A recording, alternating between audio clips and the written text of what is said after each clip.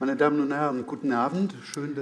evening, ladies and gentlemen. I'm very happy to see you here in Kassel for a debate focusing on the events around Documenta 15, a debate many people have asked us to hold. I'm Stefan Koldhoff.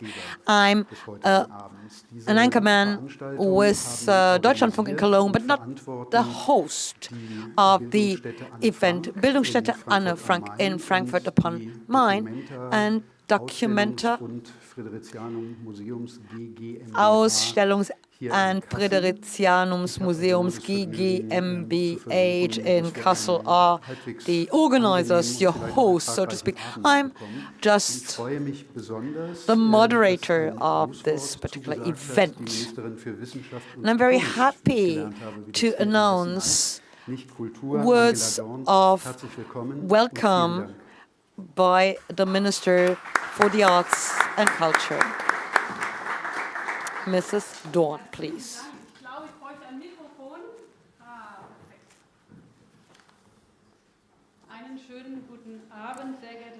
Good evening, ladies and gentlemen. We've come together today for a conversation in order to leave a situation of speechlessness. This is about transgressing boundaries. There were clearly anti-Semitic motifs to be seen on the Friedrichsplatz in Kassel last week. Motifs as they were also precursors of the unprecedented human crime of the Shoah. And we are meeting tonight in order to talk about the responsibility of Documenta and what this has meant for us. We would like to learn, being the Documenta, being a cultural institution, being politics and a society. And today can only be a beginning. It's going to be an important beginning, which is why I would like to thank you for having agreed to join us in this dialogue. Before the Documenta, all persons in charge agreed that there should not be, that there must not be anti-Semitism at Documenta, but it has happened nevertheless. And now there is a process of clarification going on. We are trying to figure out how this could happen, and we will have to analyze the situation. This is the task of the curators, of the artistic directors, but also of the Documenta gGmbH. In January this year, I myself, together with Claudia Roth, the Federal Commissioner for Culture in Germany, pleaded for a commission to advise Documenta externally on the subject of anti-Semitism. In retrospect, such a sensitization of Documenta gGmbH could have certainly helped to prevent what we have experienced. I share the view that such a consultation and review now comes too late, of course, but because the images were in the public domain, and this should not have happened in the first place. But that's not all that is to happen. Nathan Snyder said at a discussion here in Kassel Tuesday last week that it was an illusion that anti-Semitism can be removed from the public sphere by decree. And he is right, of course. And yet it has been an important first step. It's good that we decided to no longer show anti-Semitic images, but there are reasons why this particular image language has found its way into the work and why it could go unnoticed for such a long time. The reasons why this has happened have not disappeared with the removal of the picture. So it's worth looking at our own country for clarification. For years and decades, Germany has been making serious, albeit imperfect, efforts to come to terms with its own past. And yet, all these efforts have not been able to prevent anti-Semitic attitudes from remaining widespread and even growing in our country. So we cannot point the finger at others and ask them to learn from our supposedly sovereign handling of our own history and that everything will be fine. The world has never been healed by the proverbial German character. This documenta gives us the rare opportunity to reflect in the medium of art and culture on global power relations, on historical entanglements, on the cultural and ecological and social dimensions of the globalization of a multi-perspective world. This requires a willingness to listen and learn on both sides. And I would say especially on the side of the global north, the willingness to listen and learn. Sometimes it also involves enduring impositions. Where the limits of these impositions lie was made clear very early on by many, including myself. And there are limits, especially here. But I do agree to what the Commissioner for Anti-Semitism is concerned. There were indications,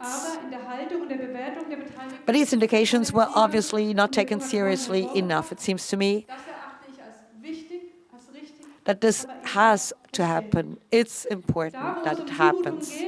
It happens, but it's too late. But there, where impositions are concerned, explanations and conversations are needed. A dialogue. Because these images can hurt, and they can divide, and they need to be explained, and in extreme cases, they must be excluded, as happened with the work on the Friedrichsplatz. I hope that this can happen as of today. I hope that this evening marks the start of a conversation in which we can talk also about violations. And I'm not talking about subjectively felt violations. I'm speaking about real violations, what society feels as a whole. A conversation in which, with the help of art, we can identify structures that cause exclusion, oppression, and discrimination across borders, and a conversation about how we talk to each other, even when we criticize. How do we manage to sharpen our view in the art business for the risks of artistic freedom? How do we create discourse spaces and structures to promote art as an important mirror in its complexity in a world that is becoming more complex and noisy, but also to better sensitize and prepare for dangers? So I'm very grateful to the Anne Frank Bildungsstätte and Meron Mendel in particular. I would like to thank you for the open discourse which we are beginning tonight.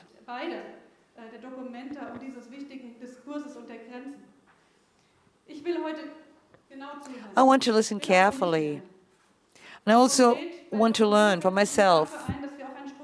It must be the beginning of the process for art and culture as a whole.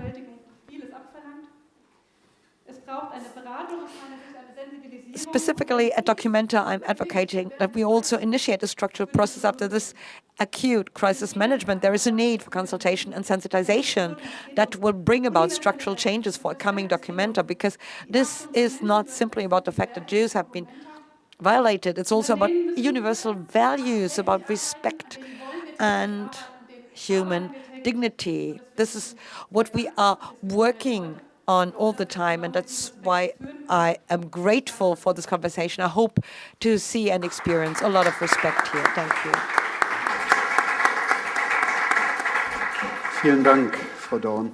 Es ist ein paar Mal schon gesagt worden heute Abend nach den Ereignissen der vergangenen Woche, die von Kassel aus zumindest die Kunstwelt regelrecht week, which shocked the world of arts, beginning here in Kassel, and there were even demands made to call a day to Documenta, to end Documenta once and for all. There's also the debate about how come that this could happen here in Kassel, that there were anti-Semitic images, pictures shown here, and why didn't the warnings that were heard beforehand, would it have been possible to have more control? Would that have meant the end of the freedom of the arts in Germany?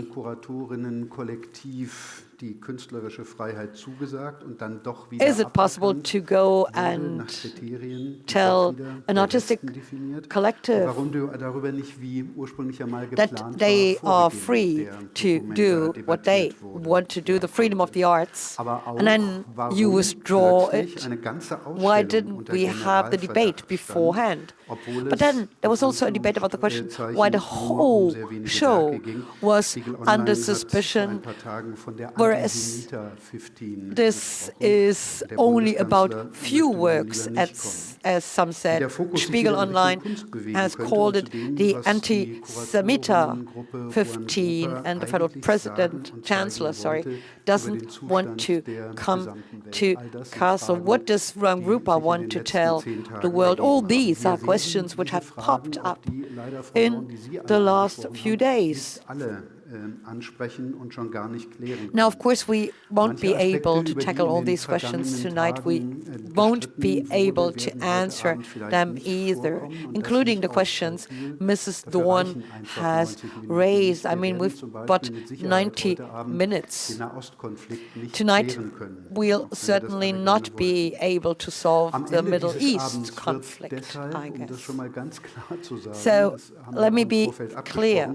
And this is what we have agreed upon. There won't be a statement, a declaration, a 5, 7, 10 points plan or program at the end of the evening, but hopefully we will be able to identify questions and themes we can furthermore talk about in what format, whatever, and soon, I hope. So this is just the beginning of a debate. It's not its end, but it gives me hope that it can take place at all. Now, I've been asked beforehand about representatives of the Ruang collective. We've invited them to participate tonight, and the same goes for members of the documenta team. I'm happy that both groups, the Ruang team, the curators, but also the documenta team, are present here in the audience. Thank you for having joined us here. Sie sind Ruang-Mitglied, oder? Are you a member of Ruang? Und möchten doch was sagen? And you want to take the floor? Gibt es ein Mikrofon irgendwo? Is there maybe a mic?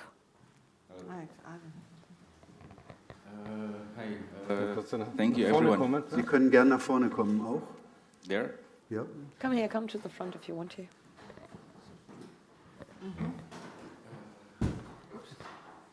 Thank you, everyone. I'm Adi Darmawan on behalf of Ruang Rupa. This is a very good occasion to let you know also that we are here to learn, to listen, and as a Lumbung spirit as well, we aiming or addressing mutual learning with respect. So hopefully, like this event will be a trigger also for other very important and urgent discussion that we're going to that will be happen also in Documenta. So we are here. Thank you. Vielen Dank.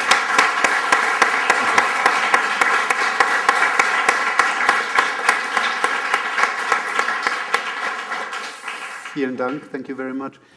Thank you very much. And nevertheless, I would like to introduce the panelists we have invited tonight. We've agreed to look back, but also to look into the future. Now, we up here are Hortensia Völkers, born in Argentina, studied art history and political science, worked for many theaters, cultural organizations, and dance festivals for Documenta 10. She was the personal assistant to the artistic director Katrin David. So you know the organization, the business also from the inside, but since 2002 you've been a board member and the artistic director of the Federal Cultural Foundation in Halle an der Saale, with which you have developed numerous programs for international cultural exchange, programs for the promotion of dance in Germany, and on socially relevant topics such as migration and shrinking cities and the culture of sustainability, the future of work and cultural education. And you are also here because the Federal Cultural Foundation has offered 3.5 million euros to Documenta 15. By the way, in the media it often says it's 42 million, but that's not true, 3.5. A very warm welcome to Hortensia Völkers. And then it's still ladies first. Professor Dr. Nikita Dhawan is with us, born in India. She's a professor of political science with a focus on political theory and the history of ideas at the TU Dresden. Her research and interests lie in the areas of global justice, human rights, as well as democracy and decolonization. The central focus is on the historical, economic, social, political, and cultural interconnections between Europe and the post-colonial work. Ms. Dhawan analyzes the ambivalent legacy of the European Enlightenment for the post-colonial work. A very warm welcome to you. In der Mitte, Professor Dr. Doron Kiesel. Professor Dr. Doron Kiesel is here. And by the way, I'm only telling you all this so that you see that we are having a multinational perspective here on the podium. So, Professor Dr. Doron Kiesel was born in Israel. He studied sociology and education, and until 2016 he was a professor for cultural and international education at the University of Erfurt. Since then, he has been the academic director of the education department of the Central Council of Jews in Germany, has published numerous articles on education, critical of anti-Semitism, on migration, and on the integration of ethnic, cultural minorities in Germany. His research focuses, among others, on diversity, theoretical approaches in migration research, and discourses of German remembrance culture, which will certainly be a topic tonight as well, the memory culture in Germany. Adam Cimcik, also rein optisch von mir aus gesehen, nicht politisch, ist in Polen geboren. At the far right, but that's only the seating on the panel. Was born in Poland. He is an art critic and curator, and he was the artistic director of the last Documenta, the 14th, which took place in Kassel and Athens. He's also an insider, so to speak. He was the director of the Kunsthalle Basel. He was the co-curator of the Berlin Biennale and has been working at the Stedelijk Museum in Amsterdam since 2020. The working title of Documenta 14 5 years ago was Learning from Athens. Good evening and a very warm welcome to you, Adam Cimcik. And then to my right, Professor Dr. Meron Mendel. He's also a native Israeli. He's a scholar of history and education who has worked in various peace projects at the University of Frankfurt, at the city's Jewish Museum, and also in Frankfurt has headed the Anne Frank Education Center for 12 years. Meron Mendel is also a professor for transnational social work at the Frankfurt University of Applied Sciences, and with his wife, Saba Nushima, he writes a column for the FAZ entitled Muslim-Jewish Supper. And on the subject of anti-Semitism among young people, he has repeatedly called for an improved education or for better educational work. And this evening goes back to his initiative. So a very warm welcome to you. Professor Kiesel, my first question goes to you. Now, the group of people we are here to discuss documenta, risks and consequences. Now, this should have happened before, also with the participation of the Central Council of Jews in Germany. Why did it fail? Why haven't we talked about this beforehand? It should have happened, hasn't it? I could easily ask this question as well, because we at the Central Council, we are asking ourselves why, despite pledges and promises, why the Central Council wasn't included in the deliberations and the plannings, and also the concerns. The Central Council of Jews, which is important for the audience, the representation of the Jewish community in Germany, the political representation, very autonomous, but the Central Council represents their interests at the federal level. And for us, after we have seen what was evolving, at least at a certain level, which caused some concern. Who is the creating team? Who is the artistic team? Those who will be responsible for the exhibition and for the works presented. Then some questions were asked whether it was looked behind the scene, and it was not just the responsibility of the Central Council of Jews. So we saw that there was no invitation sent out to Israeli Jewish artists, and that showed us that something was getting out of control, and why the promised involvement did not happen.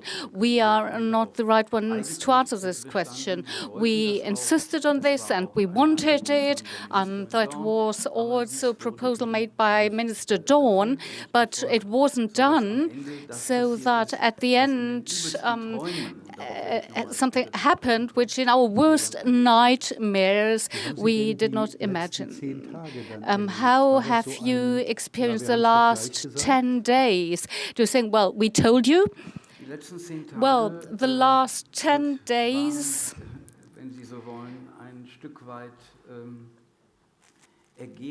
have been the outcome, if you like, of a systematic way of dealing with our own history in Germany, with anti-Semitism, with not listening, not looking at perils, at dangers in the context of Germany, which very often when we, and now I'm assuming a role which the Central Council has assumed for a long time, if our monitoring position, our vigilant position, which we have long wanted to give up because we think the society in Germany is mature enough to reflect on its situation and developments, and then we realized that that was not the case, that apparently in the so-called educated circles and communities, the relevance of anti-Semitism might be thought about theoretically, but not very broadly or deeply, and is not resonating. And that is why the last 10 days have been an expression, I must say, of trust, which is now in sheds, which was really shaken into the society and into groups which have responsibility, whether the history, which is apparently not only a history, but reaching into the present. Professor Dhawan, post-colonial discourse, late but now has been a dominant topic in many areas of society, and sometimes we agreed on being very open and frank, and this caused some concern questions, for example, the dispute of historians. You're observing this discourse very intensively. So maybe you could answer the question, is in this post-colonial discourse some hatred of Israel and anti-Semitism a central topic or problem?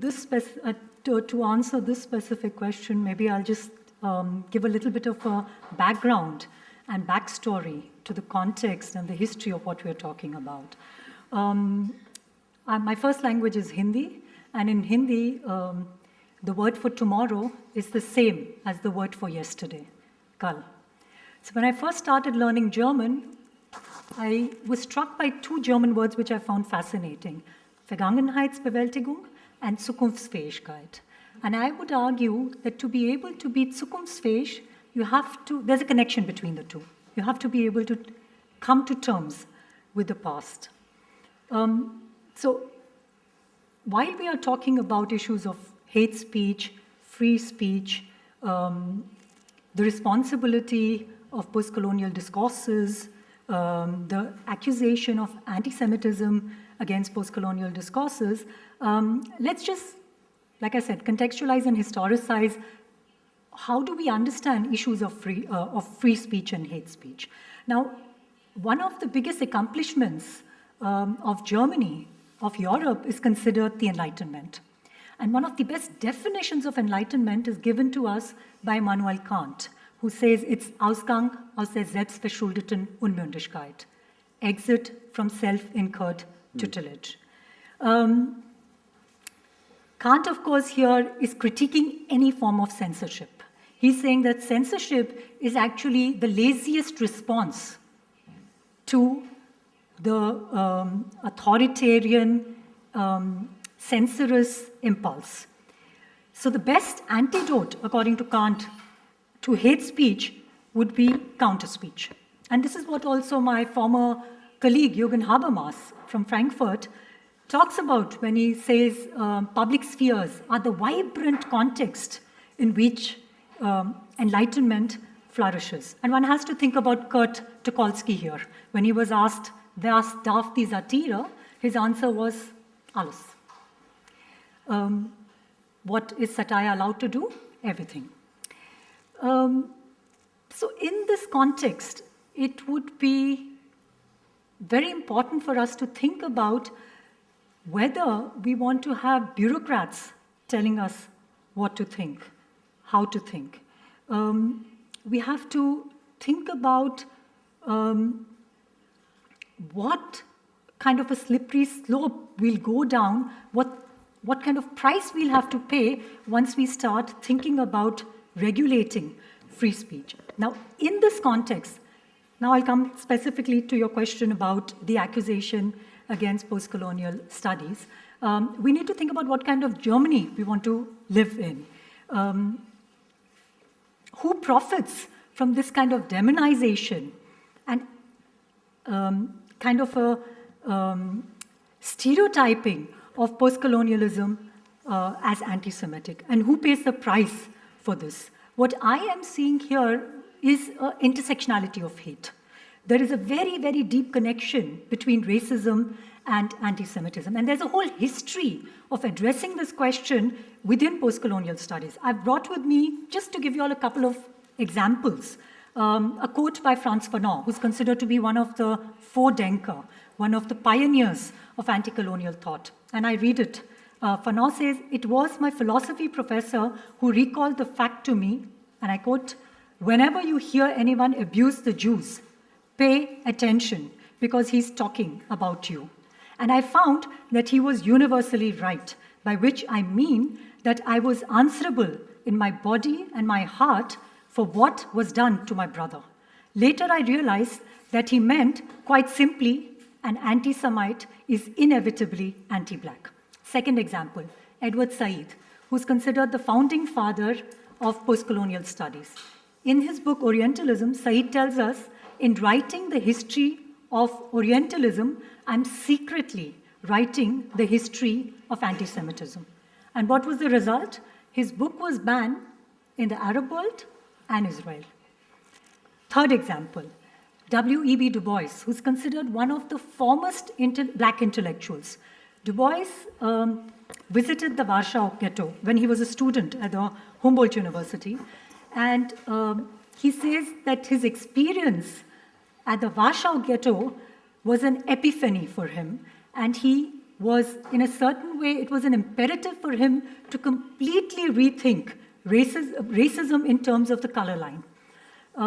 It's interesting to note, just a little anecdote here, that when Du Bois was being persecuted on the suspicion of being communist, and there was a case brought out against him, the jury was told that the first character witness for W.B.E. Du Bois would be Albert Einstein, and the jury dismissed the case.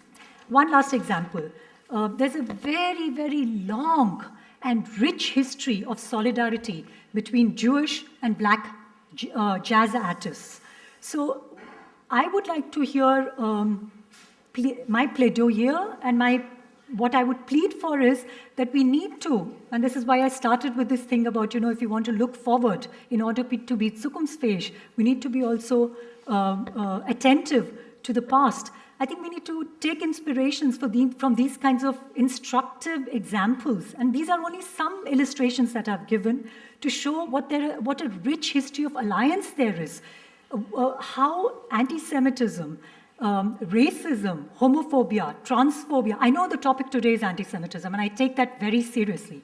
So on the one hand, I gave this whole example about the history of the birth of enlightenment in Europe, and at the same time, I always give as a positive example Germany, that in Germany, Holocaust denial is sanctioned, and that there is a responsibility that is taken for the historical violence that has been done, and that there is a certain effort. So Mill, for example, wrote this wonderful book on liberty, and he talks about the harm principle, and he says, you cannot have free speech without a sense of responsibility. So to kind of wrap up, and again come back to your question, I think that it's of course important to take multi-directional critical perspectives, and yet I think that we need to also be very vigilant against the politics of divide and rule, against the politics of trying to decouple anti-Semitism with racism. I have this, I find this quote very inspiring by Terry Eagleton, who says, Ideologie ist wie Mundgeruch. Es ist immer die anderen, die das haben. So ideology is like bad breath. It's always the others who have it. And I personally, as a post-colonial scholar, my mantra is that I have constantly vigilant about my own bad breath.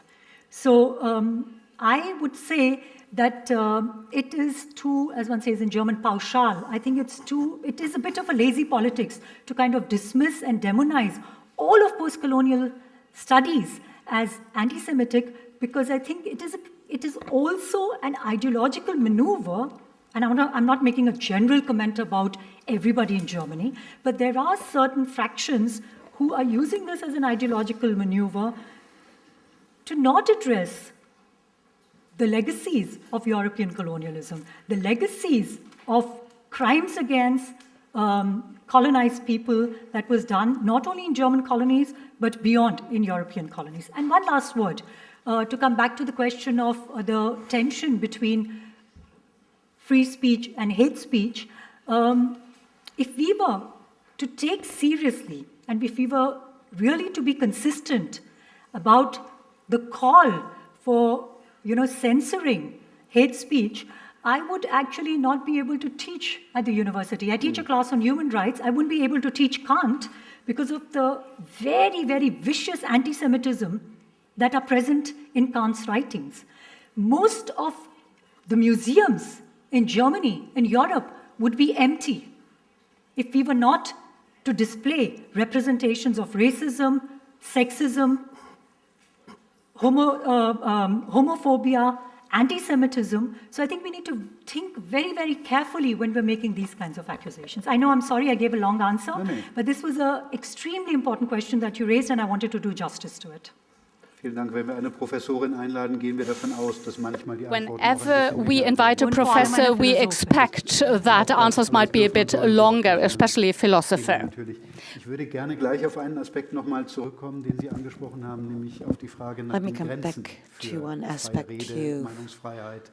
Mention the limits of free speech and the freedom of art. But I would like to ask Meron Mendel first about one aspect Mr. Kiesel has mentioned, i.e. an aspect which was also mentioned by the federal president in his inauguration speech for the Documenta 15.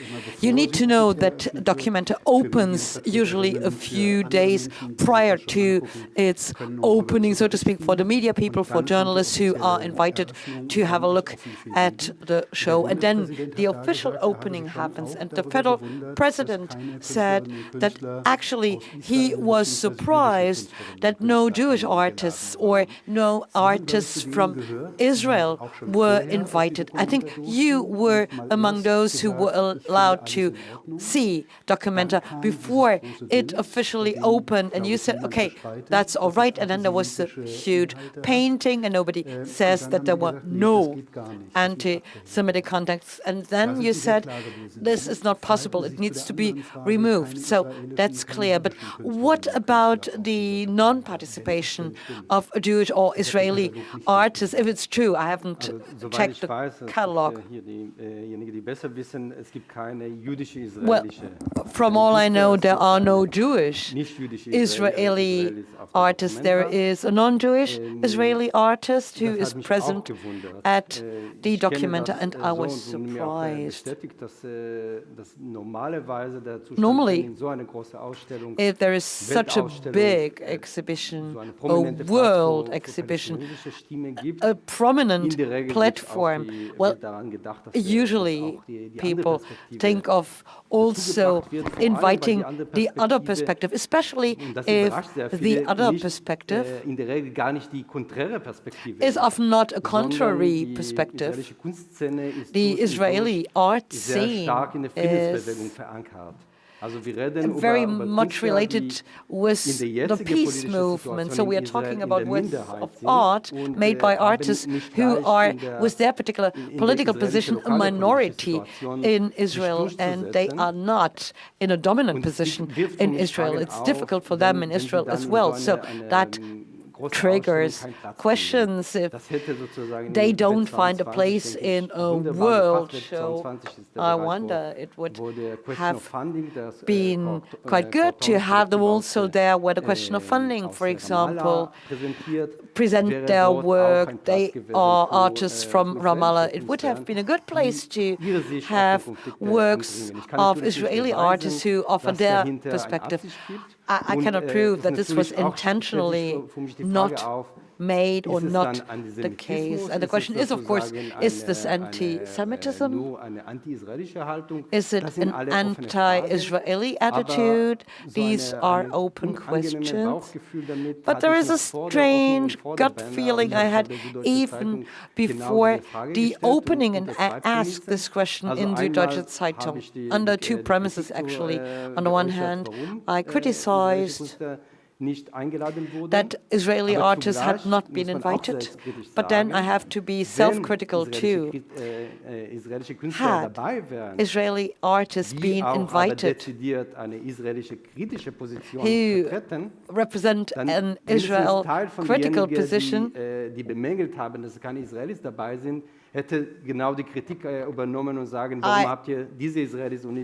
might have been with those who say, why have you invited those artists and not the others?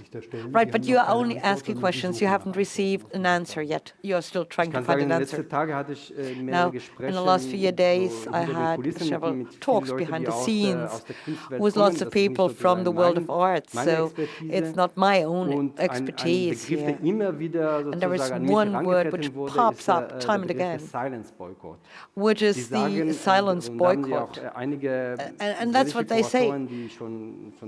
Curators who have been in the European scene for 20 or 30 years say that this silence boycott is getting stronger. So there is no official statement like we don't invite Israeli artists, but they are simply not invited and nobody comments or protests. There is no evidence that this happened accidentally, but if an Israeli curator who has been in Europe for 20 years says, I've made this experience 3 or 4 times, I think it's not an accident. Mr. Cimcik, when 5 years ago or even earlier, because you start earlier, when you were in charge of Documenta 14, were you completely free to do what you wanted to do, or were you free in your mind, or did you also think who should I invite for political reasons, for historic reasons, since this is the biggest show in Germany? Yes, it's certainly. Can you hear me? Yeah. Sorry. I'm just trying the mic. Thank you for the question, and thank you also to the members of the curatorial collective and artistic team who have been under tremendous pressure, and also part of this pressure is the fact that they are in the position where they constantly need to rely on translation in many ways.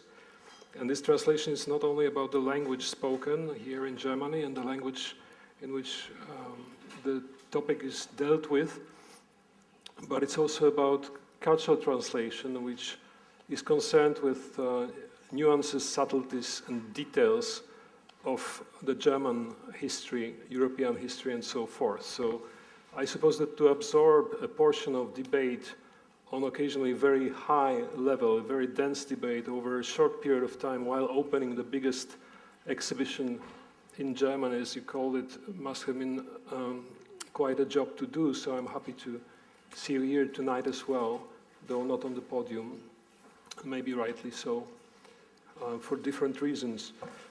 With regard to the question about what could happen in Documenta 15 and what did not happen in Documenta 15, or in any other Documenta, I would like to maybe mention the basic fact that Documenta is not an exhibition which is about national representation. So the Venice Biennial is about national representation, a very old 19th century concept that has to do with very toxic period in which nation states were formed.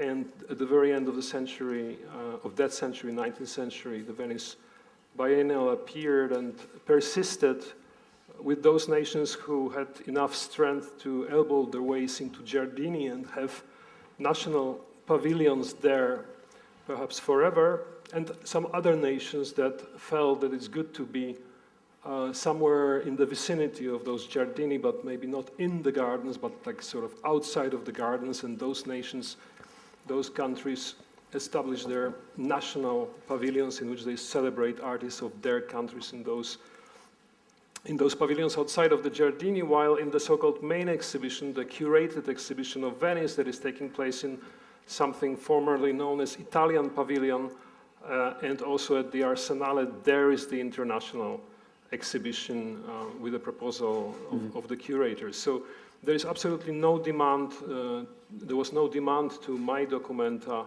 as there is no such demand to any other Documenta exhibition to have artists from one or the other country included. And I can only hope that there will be a Documenta in the future in which we will see a conversation in the form of presentation of artworks by Palestinian artists from Ramallah and Israeli artists from, say, Tel Aviv or anywhere else, and that those artists could show their works together in one exhibition. Obviously, as the discussion and the aggression present in this discussion, the tension that is very palpable here in Germany since about 2 weeks, before this discussion de-escalates, such exhibition that we can imagine, and I'm totally with Meron Mendel, for having a layered response to the issue. Such exhibition simply does not happen. This is the fact that we have to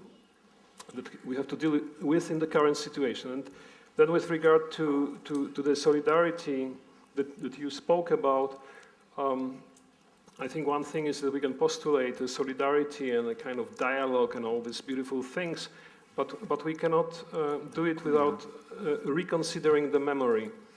And there's maybe one possible way out of this deadlock in which this discussion is progressively running, which is the idea of multidirectional memory that was proposed by a scholar named Michael Rothberg quite recently, who spoke about different memories of different peoples who would not exclude each other, but that would support each other. So you can kind of imagine something like solidarity of memories and the strength that comes from such solidarity, as opposed to the weakness that comes from pitching different memories against each other, which is precisely what is happening on the fringes, on a huge fringe of this debate in documenta, which I think is going to shape the discourse of memory politics in Germany for the years to come. And in this way also I think that documenta is once again proving its relevance as the place where, or the site where the debate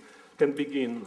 I can only be sorry that it begins in fairly violent circumstances. And this is maybe for the starters. Thank you. Vielen Dank. Auch da wird es Anknüpfungspunkte geben, nämlich die Frage, wie man diesen Dialog. Thank you. This is certainly an important aspect because the question is how to continue the dialogue. Mrs. Völkers, through you, Documenta has received state funds, or as the Bild-Zeitung writes, they benefited from the taxpayers' money, 3.5 million, which triggered the question in the past, did you miss something? Haven't you carried out your control? Because if the state, the government funds projects, it has to make sure that the money is spent in a reasonable way. Have you failed? Well, thank you for that question. I would like to thank Mr. Mendel, first of all, because I think he's the right person to initiate these talks, to get us here on stage. I've been asked why I do this at all. It would be crazy to go here. Actually, I feel obliged, I feel committed. I need to do this. Because for more than 35 years, I've been involved with the documenta. There have been close links between documenta and myself, and it's very important for me that this goes on for a long time. And I'm also convinced that you are capable of helping us from a process of accusation into a process of healing. I'm neither a philosopher and I'm not a professor either, and thus I will be brief. And of course I need to do what a woman needs to do, i.e. remind you pragmatically of a number of things which I have in mind. The damage caused by this particular situation for the cultural landscape in Germany is a major one. And it is extremely difficult for us now to protect two things, which, at least in my career, have been the most important ones, and for others too. Let me explain. If I sponsor an institution, a museum, a festival, or whoever, I assume, and that's the basis of confidence, the trust, the agreement, and the obligation that the head of the organization assumes the responsibility that in his or her house nothing happens which would be against the dignity of humankind, or in this case, anti-Semitic. Now, this is what I need to assume. I mean, we are sponsoring 4,000 projects. You can easily imagine that I cannot travel around all the time in order to check who shows which painting. This is simply impossible. So this is a very fine, a sophisticated, and a precious matter, the autonomy of the cultural institutions, a certain distance from the state in spite of public funding. This needs to be protected, so we would not want to endanger this particular situation. Then we talk about looking behind the scenes. What do we have to talk about? What does it mean? Who would be the guardian? Should you have to take more care? How does it happen in practice? I mean, of course, you can have someone walk through the exhibitions in order to do the thumbs up or thumbs down, but this won't work. Now, whether we are members of a supervisory board or not is not the question here. This is an answer which can easily be solved or answered.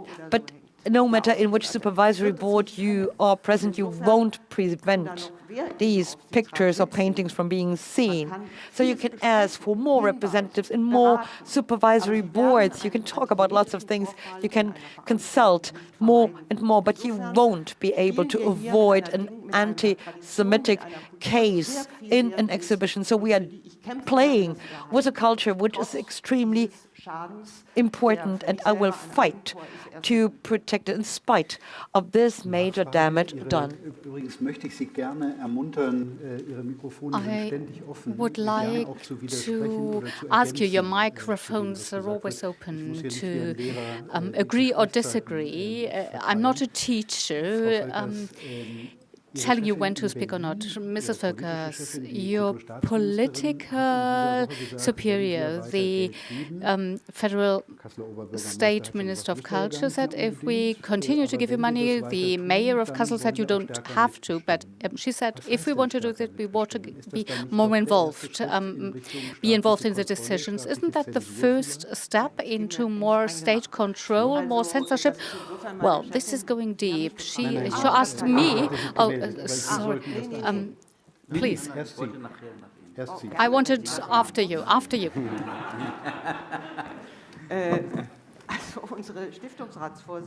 Well, the head of the advisory council of the foundation said a lot of things which were right, a discussion whether our funds are still desired, whether the Federal Cultural Foundation will continue to fund. It's not on the table. We will sign the contract for the next documenta next summer, and then we will have 1 year time, if and in what form, or if it's not necessary. Well, that is not the problem.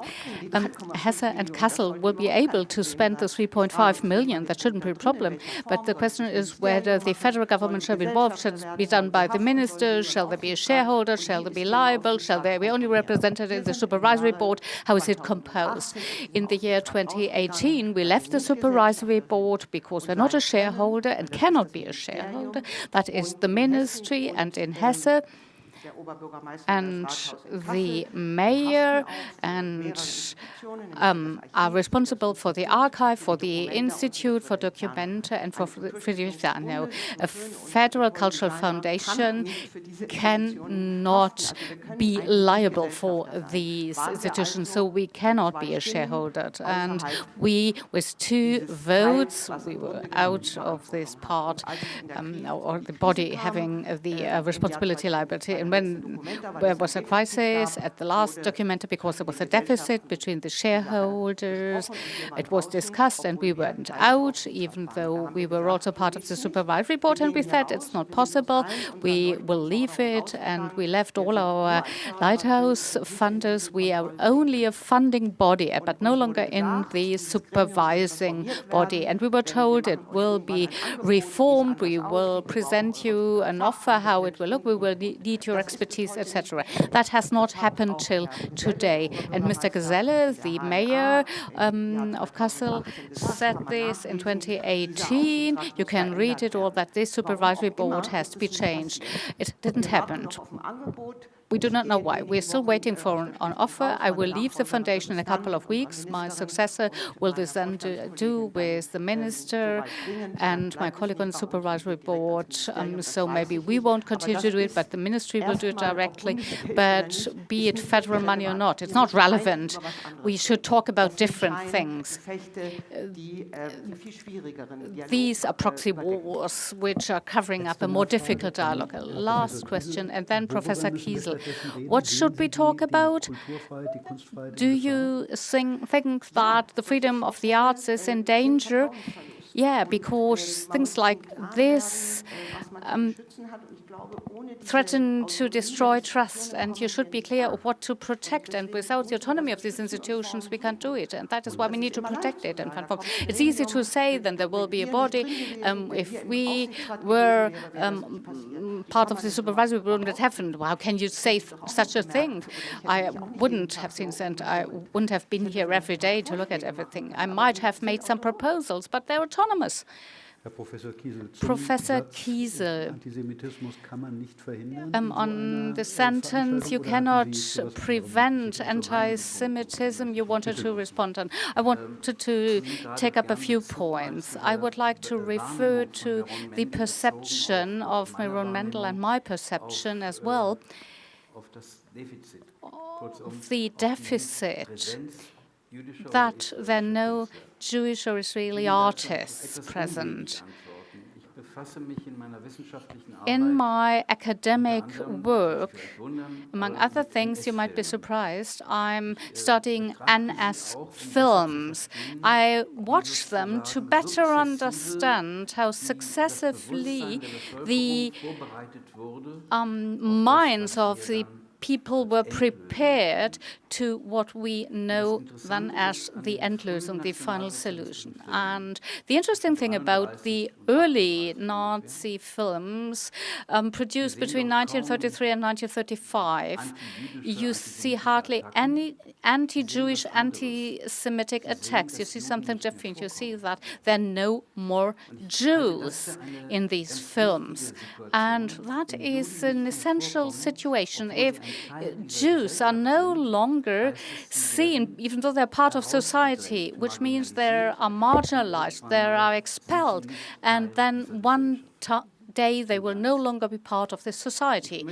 That's my first point. And I would like to underline, it's not about the feeling of us Jews. It is about the understanding of the German society in its developments and in the way in which it is set up today, which values, which orientation, which rights, which development opportunities are seen, in which perpetrators and victims are increasingly no longer living. As you said, it's about the Zukunftsfähigkeit, how Germany is able to embrace the future. And that is why this picture, which caused a lot of confusion and concerns and irritation, that in a sense of transformation, of handing over, is there. And now at a more abstract level, that these are artists of the global south. Anti-Semitism is not alone to be seen in the context of a certain national, cultural, and religious context. That goes without saying that the pictures shown, there might be more possibly, are universal. Such a picture is a scandal because today images are shown which Adolf Eichmann and Goebbels would have been happy about. Think about what is going on. Something is displayed in public, and my criticism is, and there is no consequence taken. I share, Mr. Goldhoff, your optimistic and also your perspective. of a dialogue. I do not agree with it. We are in a situation in which even though I'm here, I'm talking, and I don't think that dialogue, talking is necessary.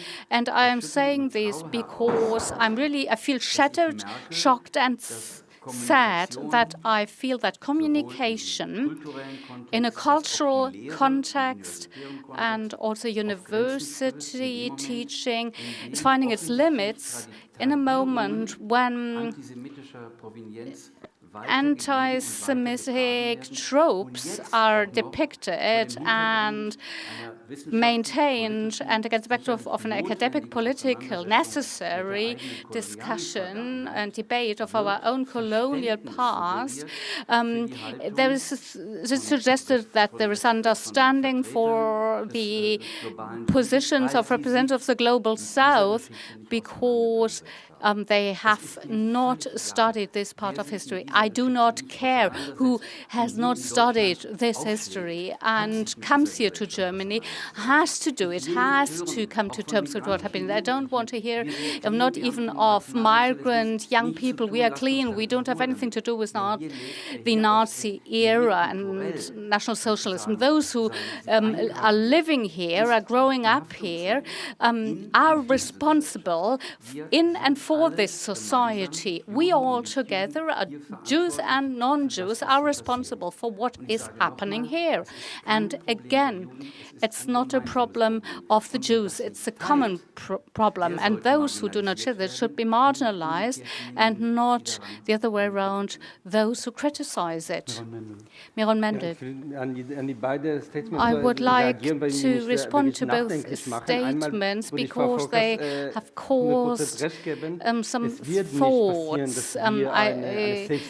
We will not have a safe space in all exhibitions, in all museums, in our cultural life when it comes to anti-Semitism, sexism, racism, anti-Semitism, etc. We will continue to, with certain works of art and positions, be confronted, which will make us sad, make us angry. And now I'm coming to what you said, where there is a clear re-traumatization of Jews. There is this field of tension. And one level was mentioned, what can be done structurally. The question how the federal government funds projects and who are shareholders, what are the responsibilities. It's a very important discussion, of course, but we cannot have it concluded here. That is the homework to do for the federal government and the state of Hesse. And the second discussion, and here we're all involved, how can in our society find a modus vivendi to talk about these things. I'd say if there was only this, had only been this mural and somebody saw it and it will be just taken down after 3 days, we wouldn't have this scandal we are going through at the moment. But what we are seeing here, the consequences of what we are seeing here is that since January we have not been able to have a dialogue. Since January, and that I'm also to be blamed for this. I know that Roland Gruppe has been working with their concept, their approach, and we are thinking it's true or not, but we have not managed to have an exchange.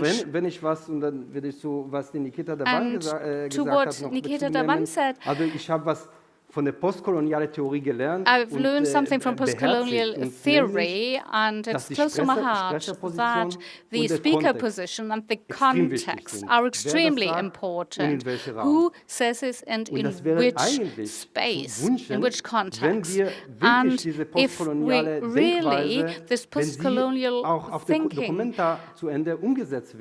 would be implemented at documenta in this German context, which you cannot ignore.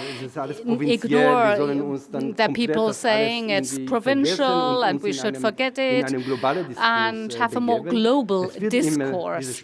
There will always be this field of tension between the provincial or local context in Germany and the global discussion and discourse. And in the preparation of documenta, that did not take place. A group from Indonesia came and just used their concept without an exchange with the local context. And that is, I think, the problem. Maybe it's not too late. Maybe now we can take it up and give the opportunity to change perspectives. Did you agree, or would you like to come in on that?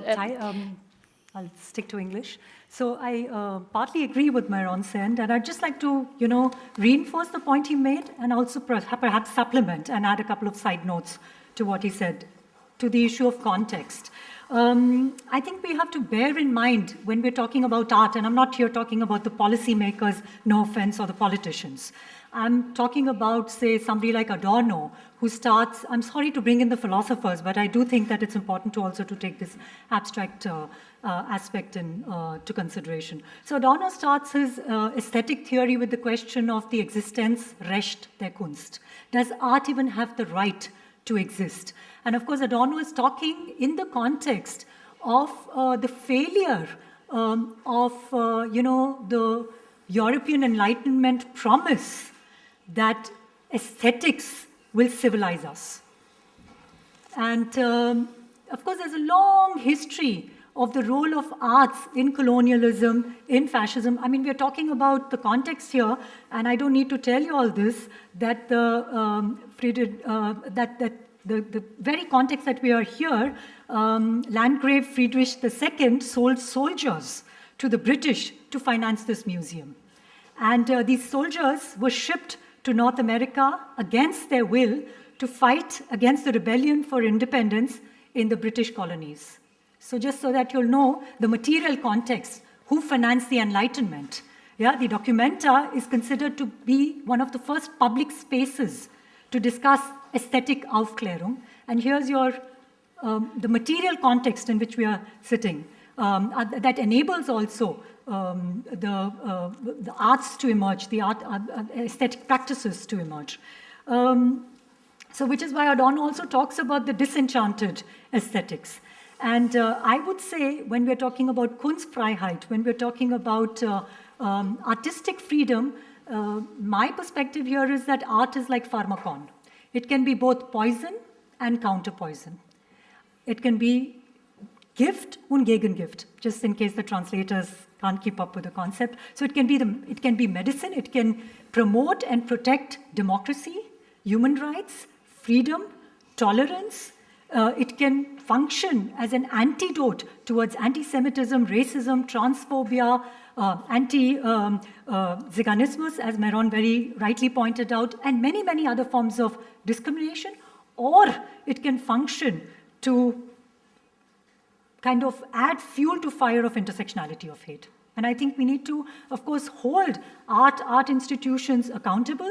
We need to be very vigilant. I'll only go back to the metaphor that I used earlier about our own ideologies. And last but not least, we need to constantly make sure that we rescue the Enlightenment from the Europeans. Because the Europeans have a long history of preaching what they don't practice. So there is a lot of talk about artistic freedom, about tolerance, about subversion, and yet, and I mean no offense, I mean, I'm not a German citizen, but I'm a Deutsche Beamtin, so I take very seriously, I serve the German state, and I take it very seriously that the norms, the universal norms, it's a very key concept that Enlightenment has given us, the legacies of Enlightenment are very, very fragile, and they need to be protected, and sometimes we need to protect and rescue the Enlightenment. And if I've learned anything from Jewish intellectual tradition, it's from Adorno and Horkheimer, from the dialectics of Enlightenment, that we have to protect and rescue the Enlightenment from the Europeans. Yes, and in the end, it's not only about rescuing the project of enlightenment or some modification of it for today, because we don't need to worship this project. We need to see to which kind of use we can put this legacy, which is one of many legacies, thinking transculturally, intersectionally, from which we can draw. But ultimately, the task is that we have to defend the society. The society must be defended. It's not the project of enlightenment, and I'm quoting in this phrase the title of a series of lectures at Collège de France by Michel Foucault in the early 1970s. One of the volumes of those lectures is called, it's titled Society Must Be Defended. And the question is not against whom, but how society should develop its own immunity and defense mechanisms that would allow it to remain free and at the same time not hurt other societies and other peoples. So this is one thing. The other thing is that I appreciate the power of comparison. In this case, the comparison between NS-Zeit and the way the Jews were gradually disappearing from public view in Germany in order then to be exterminated as a next step. And we know about this dynamic very well. But if I may say, I very much hope that today the difference is that the Jews in Europe are not alone. They are not alone. There's other people there who could help, who could stand next to them, next to you, basically. And, you know, we are in this together, okay? That's all. We are not in this as antagonized and divided people. In the end, I believe that there is a kind of underlying intuition that we should be ending this discussion perhaps in some basic assumption or hypothesis of trust that is possible to be rebuilt, and we should continue discussing in order to build solidarity in an entirely new way, you know, that would not be based on exclusion of one people at the cost of the other, including their memories, their current predicament, and so on and so forth. That's what I would like to say. Herr Kiesel, Frau Völkers, war das auch eine Meldung, oder? Ich habe auch eine Frage an Herrn Kiesel, die kann vielleicht dann gleich mit beantworten. I have a question, which you maybe can answer. We are all involved in the struggle against anti-Semitism. We are combating anti-Semitism. And from all the work I've done for the Federal Cultural Foundation, this is the first case. Now you say you don't believe in the dialogue anymore. You think we are a bit naive or gullible, or we would like to believe in the good. Now what do you suggest then? Well, I'm happy to answer, because I used a concept, a word from a different discipline. That's the systematic. Now what we are experiencing here is not a final point for me, but it's decisive nevertheless. This is about how we deal with our own history, especially in the post-colonial context. And actually, I don't agree. I think it's very important to have the post-colonial discourse, no doubt. But we are living with a special aspect, with the German history. And here we cannot go and say, this is problematic, racism, anti-Semitism, and many other isms are problematic. I think there is the specific German history, which is also about anti-Semitism, and of course also about racism. But this is an aspect which has been striking for me. All post-colonial discourses, the scientific discourses, I mean, around us here, but I'm only looking at the German reality here, and with a recognizable anti-Israeli aspect, always against the backdrop or reinforced by the backdrop, which results from a pro-Arab, pro-Palestinian or a specific German corner. according to which Israel is a kind of colonial structure. Now, if I read this against the backdrop of the assumption that the country exists because Germans have committed murder, they have assassinated millions, and this country was the only place they could find refuge, we see a link between the European colonialism, which needs to be criticized no matter where you look, North America, South America, and the state of Israel. And here something happens which makes me say this is quite comfortable, because this is about an anti-Semitic resentment which still exists in this history. It was not ended on 9th May 1945. Now I'm psychologizing, but it's maybe nicer to live with the feeling that the Jews have also committed crimes, so we may criticize them. I'm putting this in careful words, but there is the impression that there is a post-colonial discourse which is, so to speak, creating a junctum between the criticism of Israeli policy, and you can have different opinions about that, and about Israeli governments, but usually it ends with a very drastic criticism of the state, which is embedded in the post-colonial discourse. And this is a major devaluation of the post-colonial discourse as such, and it does not help us get what you want to see, what you demand, i.e. the conditions of a conversation. I mean, what shall we talk about when it's clear that here there is the evil one and there are the good ones, the reflecting ones, the post-colonial ones who can start from the back and apologize, whatever happened. Now, we just talked about the Judensau in Wittenberg, and the question whether this picture has to remain at the church or not. The result is not really important. But in Germany, you find traces of a continuity, a Christian anti-Judaism and a political anti-Semitism. And following these traces means that this is not only a history, I'm quoting you, Professor Scham, but it's present, and we need to recognize this presence, especially since Jews are living here who still follow the traumatized logic of the first, second, and third generation.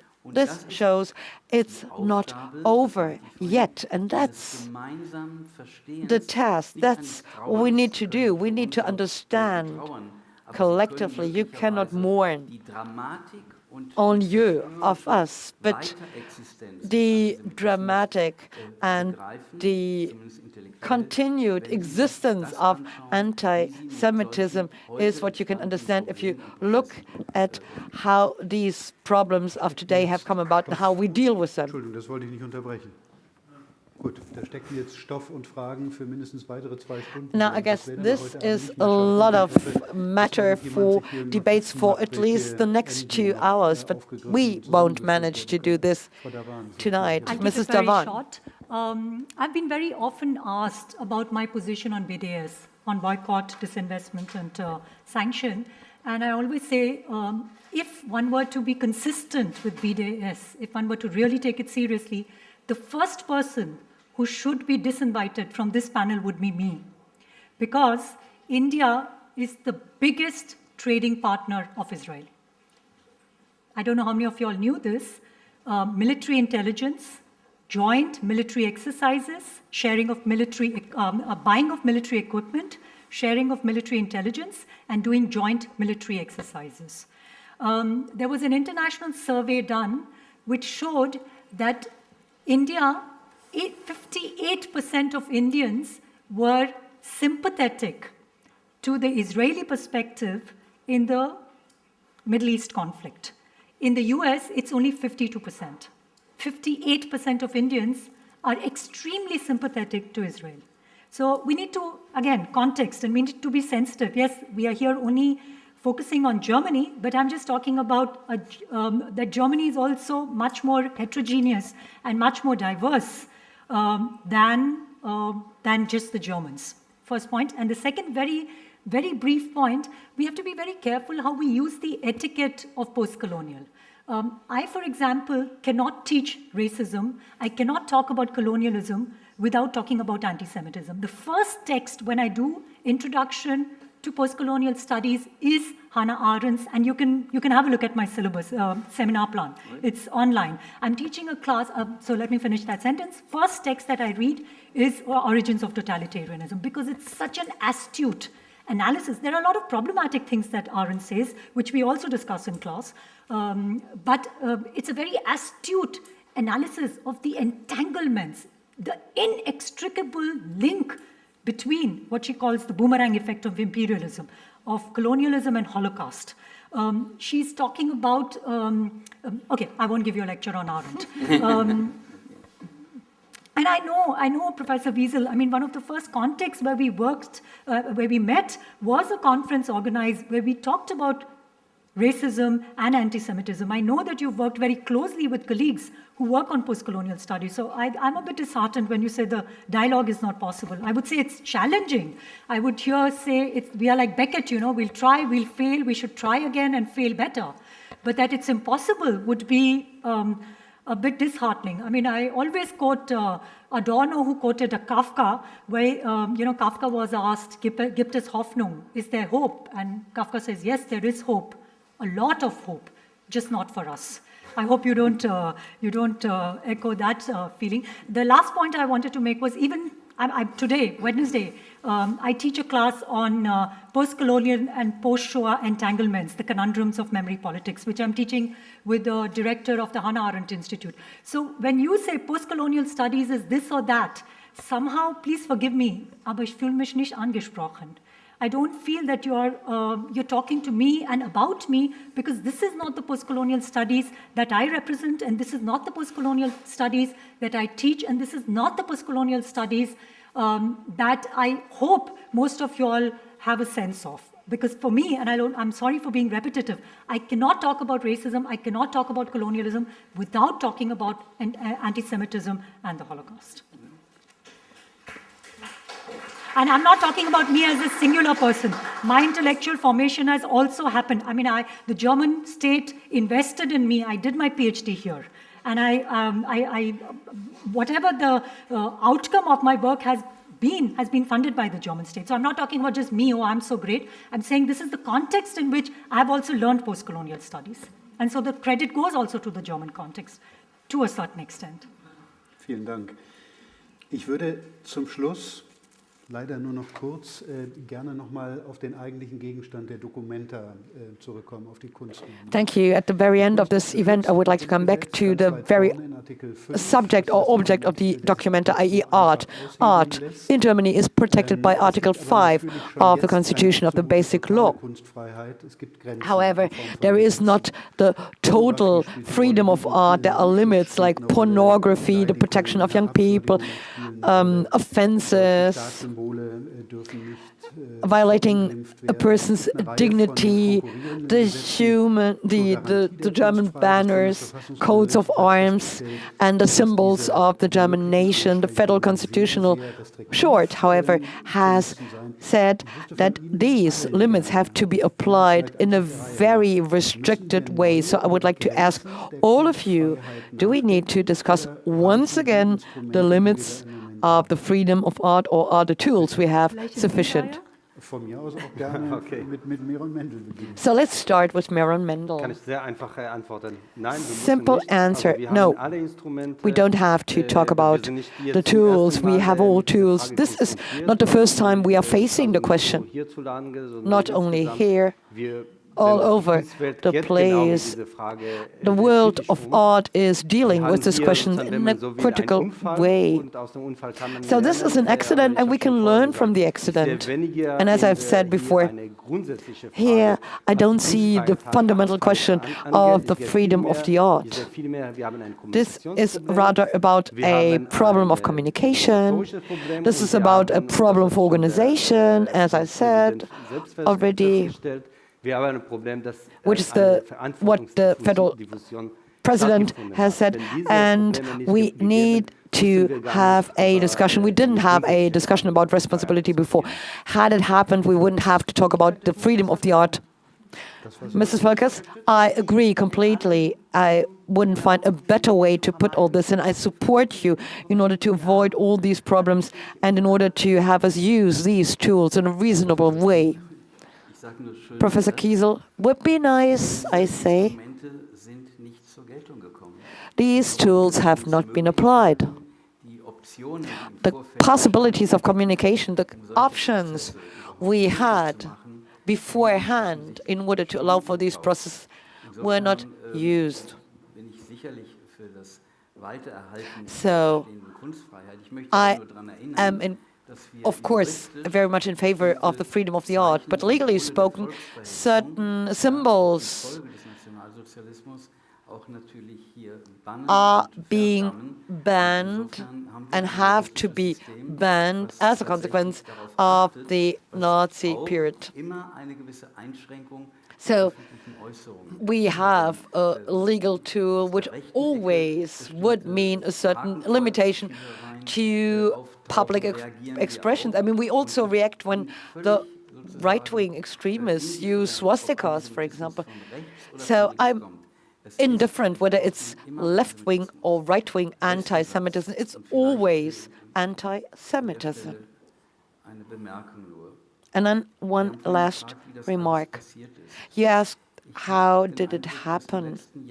I think that the last years, be it BDS or other resolution, passionate attitude, which were always in the context of the state of Israel. These public debates, which are about the German society, they are not about the Israeli society, they are about the German society. And they are toxic, as they say these days. They are toxic, and they remind us of a process of learning and dialogue. We tend to remain in a certain attitude, and then Jews feel attacked. Jews who identify themselves with the state of Israel, and on the other side you find a camp, a place, a group of those who are critical of Israel and are surprised that you must not criticize Israel. But that's not the point. This is a structural misunderstanding. This is not about not being allowed to criticize the policy of the state of Israel. Mr. Koloff, you're looking at your watch, but this is my last remark. And I would like to ask you, please reflect, think it over, your thinking, the context in which you have been socialized. Please go and double-check what is being passed on. It's not openly against Jews, but indirectly against Israel. And this makes me worried. And this is the moment I say, please stop. Please think it over. All of us who feel addressed here. And let's get out of this particular dialogue situation, which doesn't lead to anything at all. Because I won't tell you, take care of the art. If you don't do it, Mrs. Dawn, Mrs. Roth, or the other bodies who are here, if you don't deal responsibly with what the liberal democracy has made you responsible of, we all will be losers. This is going to be difficult, and we are not the only ones. We cannot be the guardians of this particular situation. Mr. Chimtik, for you the same question.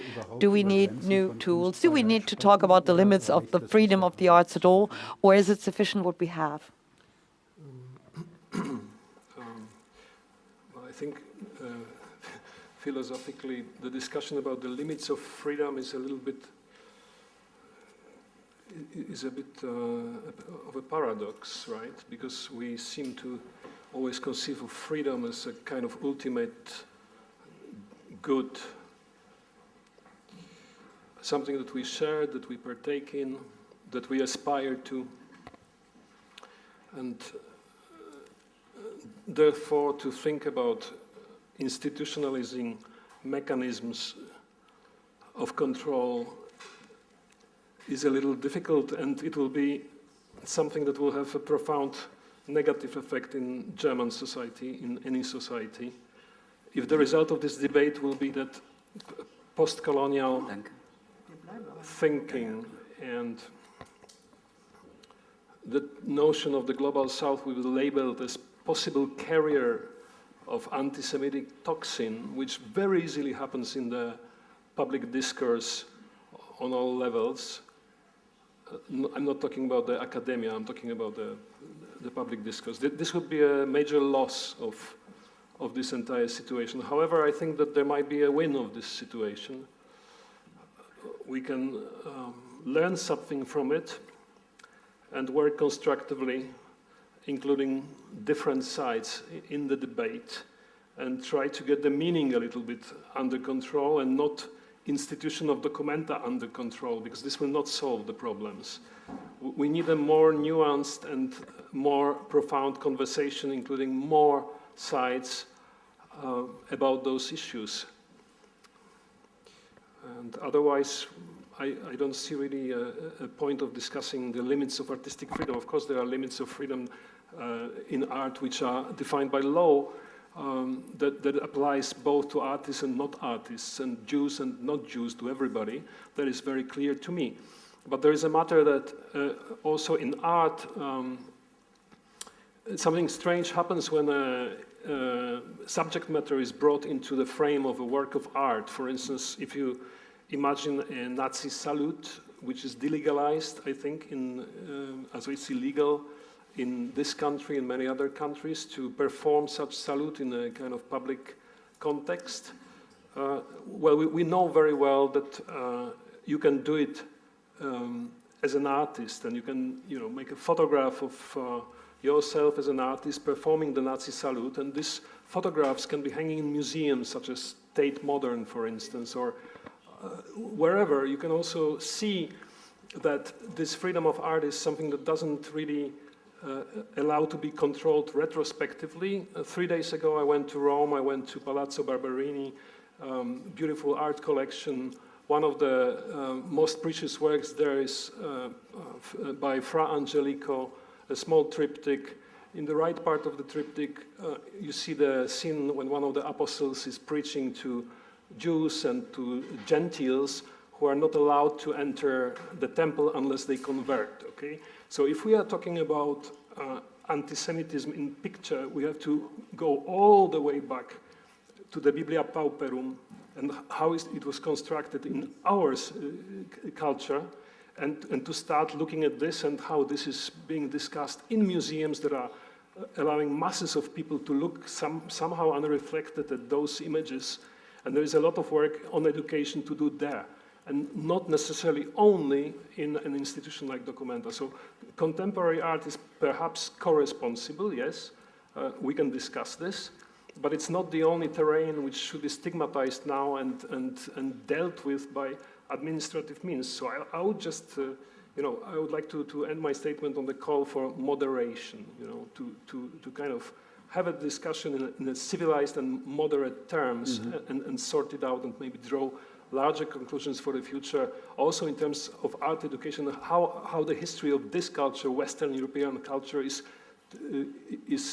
taught in a larger trajectory that goes back to medieval times, when the pogroms started here. Vielen Dank. Frau Professor Dhawan, damit haben Sie jetzt das Schlusswort. Yeah, I think that is that for me to speak, or yeah, okay. Just wanted to clarify. So I think that we are in an ethical dilemma. I think we need to remind ourselves that there is a tension between aesthetics, politics, and ethics. That there is not a simple harmony. That there are constant pulls and pushes between these three spheres.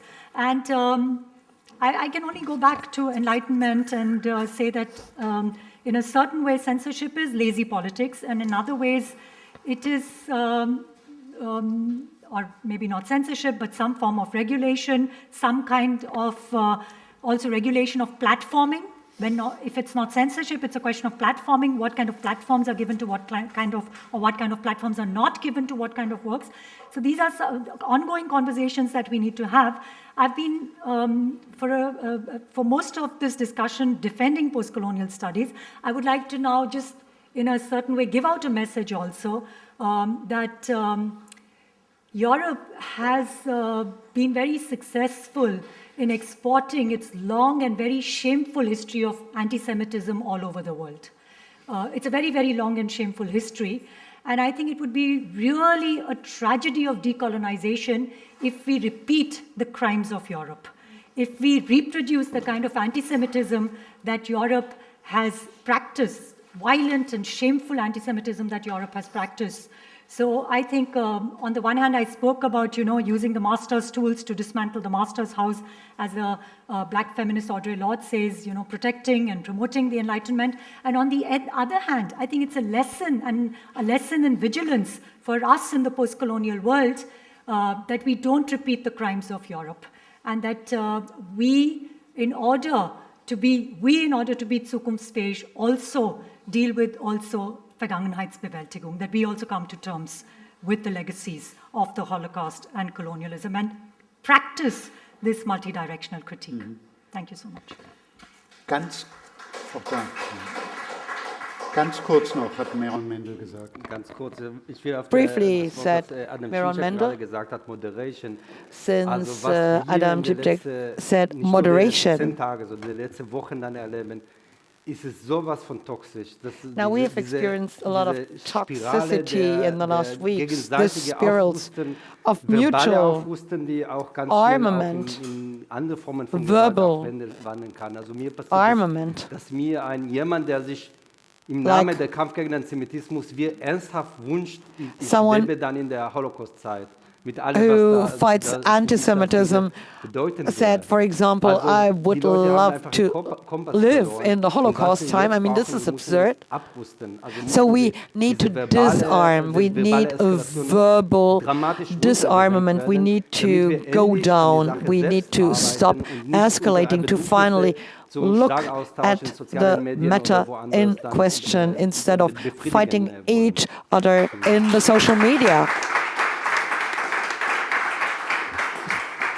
Da bleibt mir dann eigentlich nur noch herzlich zu danken, dem ist, glaube ich, nichts hinzuzufügen. I think there is nothing to add, and thus I would like to thank very much.